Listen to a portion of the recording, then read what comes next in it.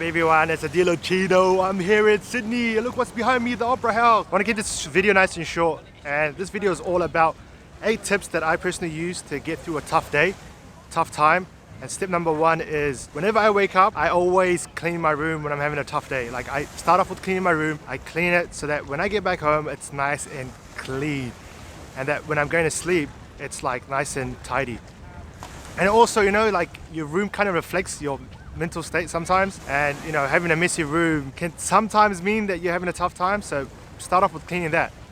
Step number 2 is once you've cleaned your room, go and stand in front of the mirror. Literally stand in front of the mirror, talk to yourself of how you feel, accept how you feel, tell yourself how you feel and what you're feeling. Speak out loud if you have to, whisper if you have to, but make sure you're talking, expressing yourself, telling the truth about how you're feeling. Step number 3 is make sure you put on something nice. Self-care is so important. If you're looking a bit scruffy, have a shave, put some new clothes on if you've got new clothes, or put some nice clothes on because you want to be feeling good about yourself. Step number 4 is go and have a mad breakfast. Like, have scrambled eggs if you do, wheat bix, have something really good. Fill yourself up and stay hydrated because you want to start your day off with good food. Step number 5 is get out and about. Go on a hike, get out there, get to the Sydney Opera House if you have to. You want to be able to get out of that environment, change your environment and get out of that environment. Step number 6, when you're on your little adventure, make sure you think about your values, your core values. Go back to the basics of your values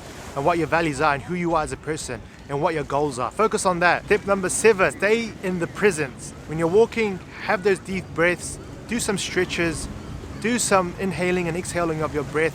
Focus on just life. And step number 8 is the basics of just being you and focusing on you.